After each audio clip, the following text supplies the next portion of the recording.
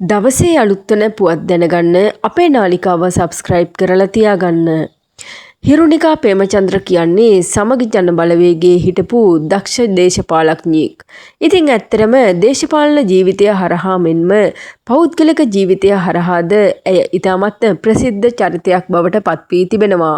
ඒ වගේම කලින් කලට පුවත් මමන චරිතයක් විදිහටත් හිරුනිකා ප්‍රේමචන්ද්‍ර හැඳින්විය හැකියි. පසුගිය කාලය පුරාවටම ඇය නිශ්ශබ්දව හිටිනු දක්නට ලැබුණා. කෙසේ වෙතත් දේශපාලන ජීවිතයෙන් මදකට ඈත් වී නිහඬව ගත කළ කාලය පුරාවටම ඇය පෞද්ගලික ජීවිතයට මුල් තැන දී තිබුණා. කෙසේ වෙතත් පසුගිය කාලයේදී හිරුනිකා ප්‍රේමචන්ද්‍ර මහත්මියව අත්අඩංගුවට ගැනීමට සැරසෙන පුවත රට පුරා පැතිර ගියා.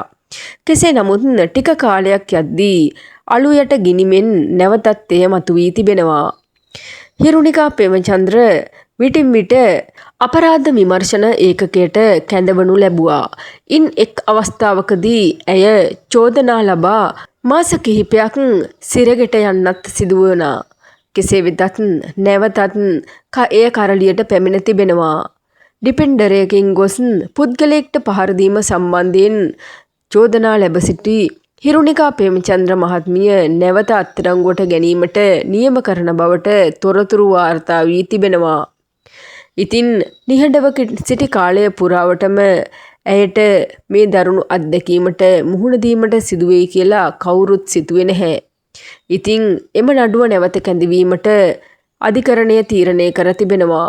ඉතින් ඒ අනුව එහි වැරදිකරු ලෙස හිරුනිකා ප්‍රේමචන්ද්‍ර මහත්මියට දඩුවම් නියම වෙයි කියලා තමයි ගොඩක් දෙනා කියන්නේ. පිරිසක් සමග ඩිපෙන්ඩර් එකකින් ගොස් පුද්ගලයෙක්ට පහර දීම සම්බන්ධව නඩුව නැවතත් කැඳවීමට තීරණය කර තිබෙන අතර එමගින් හිරුනිකා ප්‍රේමචන්ද්‍රට දැඩි අවාසියක් සිදුවන බවට තමයි තොරතුරු වාර්තා වී තිබෙන්නේ.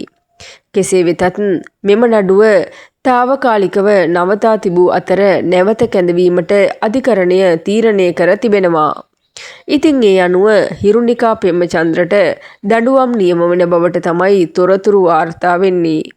කෙසේ වෙතත් නැවතත් ඇයට සිරපත් විඳීමට සිදුවේද කියලා ගොඩක් දෙනා ඉතාමත් කනගාටුවෙන් බලන් ඉන්නවා. මාලිමා ආණ්ඩුව යටතේ තමයි එම නඩුව නැවත කැඳවීමට තීරණය කර තිබෙන්නේ. කෙසේ වෙතත් නඩු එකින් එක ඇසෙන කාලයක හිරුනිකා ප්‍රේමචන්ද්‍රගේ නඩුවත් නැවත කැඳවීමට තීරණය කිරීම ඇත්තටම හිරුනිකාට නම් අවාසි සහගත සිදුවීමක් වෙයි කියලා තමයි බොහෝ දුරට වාර්තා වෙන්නේ. ඉතින් අපි බලමු මෙම නඩුව කෙසේ විසඳෙයිද කියලා. ඉතින් මේ ගැන ඔයාලගේ වටිනා අදහසත් පහලින් කමෙන්ට් එකක් විදිහට ලියාගෙන යන්න. ඒ වගේම මේ වගේ අලුත් තොරතුරු දැනගන්න අපේ නාලිකාව සබ්ස්ක්‍රයිබ් කරලා තියාගන්න.